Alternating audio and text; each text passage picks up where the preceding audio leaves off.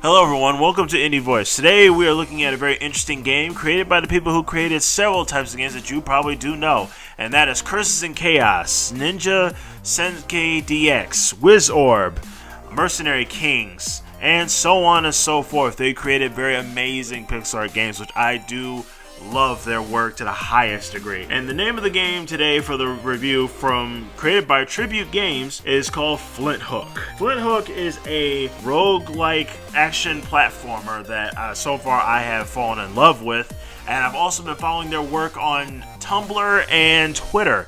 The game looks awesome. It is very difficult, I will actually admit that, because I have noticed after playing the game for a couple hours, I really cannot do hook shots very well. I admitted that.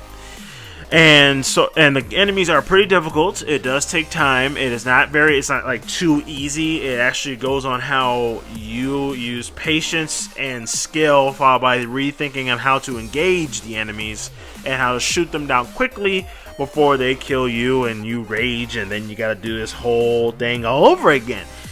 Anywho, so let's get started with this review, shall we? So the review of this game is in a galaxy, like I'm not going to do Star Wars here, like in a galaxy far, far away. No, this is in a galaxy filled with scoundrels, miscreants. Everyone seeks treasure, riches. But when the malevolent treasure hunter hatches a sinister plan to unleash an ancient evil threatening the cosmos itself, FlintHook, the galaxy's smallest but toughest pirate, zips into action with his special gravity hook and slow down timing belt. Be ready to jump, zip, and blast around the meanest fleets the galaxy has to offer, whether using time-slowing powers or your trusty plasma pistol. You thought I was about to say plasma pistol. No, it's called plasma pistol. Flint is ready to take on all the pirates, steal the treasure, and save the galaxy itself. Now, I will say, I came into that, playing to that game like it was going to be something easy, like everybody can beat this game. This is not that hard. No, this game is actually pretty hard. Like, it's pretty difficult. Like, you need to not go in guns blazing. You need to think about it. There are several different types of annoying enemies. There are some enemies that do more damage than others. There are some enemies that just come in mass amounts of armies of themselves. It's just god-awful annoying. But this game keeps me wanting to playing more, because so far I love the story.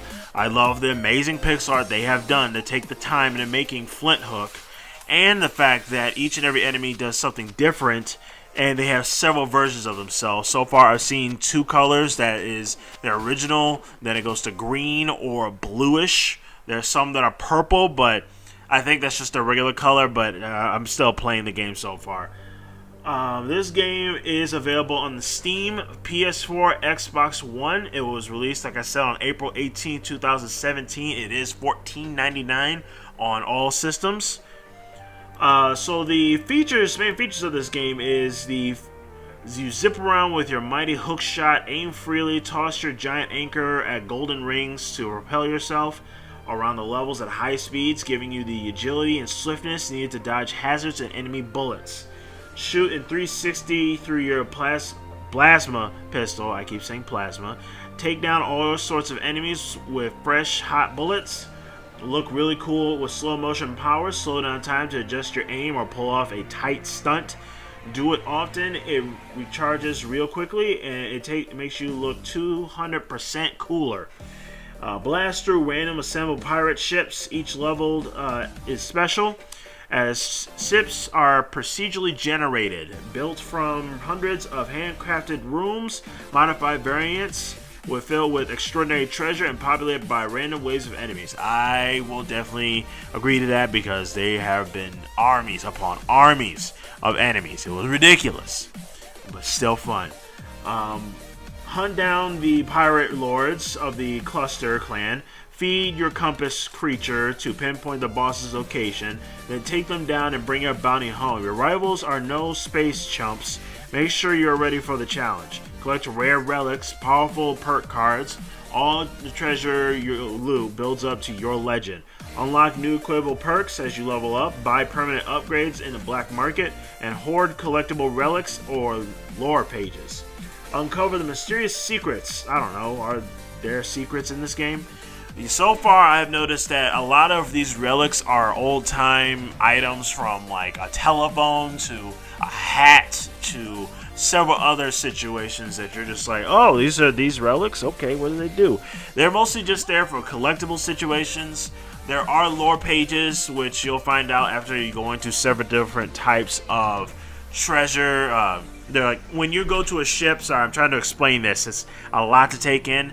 But when you go to a ship, like a pirate ship, you get to choose between 3 cards. You get to choose waves of enemies, platoon, which is a huge amount of enemies, a lot of treasure room, the library, which is a library book, which is quickly to get a lore page.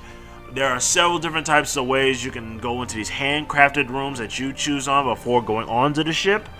There are also powers, power upgrades. My favorite one so far is the frozen orb, which you just throw up in the air and then everybody in the room just freezes into an ice block. It's just hilarious. For what I've noticed from playing this game is it reminds me a lot of Metroid, how it looks, because the doors and the how you're hooking around the room and spinning in the air and things like that. It has that small hint of Metroid, like from the Game Boy Advance. That's literally what it just like gives me. I know it's weird, but that's what exactly I think how it feels to me. The game is very fun. Like I said before, and I will say this again, I have raged a bit playing this game because I got to the first boss and then I died, and then you have to do this all over again.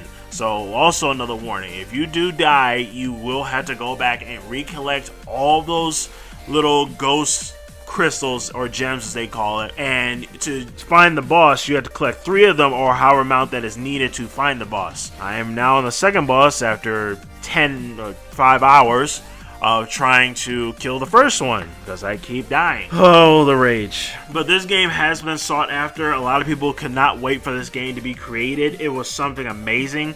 Tribute Games does amazing pixel art, as much as I can tell. The enemies, it's just, this game is definitely worth your time for something challenging, different, interesting characters. Finding out the treasures are behind this very dangerous looking thing that this guy keeps putting in his bag. All in all, I did give this game a very good rating of an 8 out of 10 for being a brand new type of game, roguelike adventure, love of pixel art, amazing storyline, and also makes it very challenging. There is no difficulty changing settings. So hopefully I'll see you guys in the next video, alright?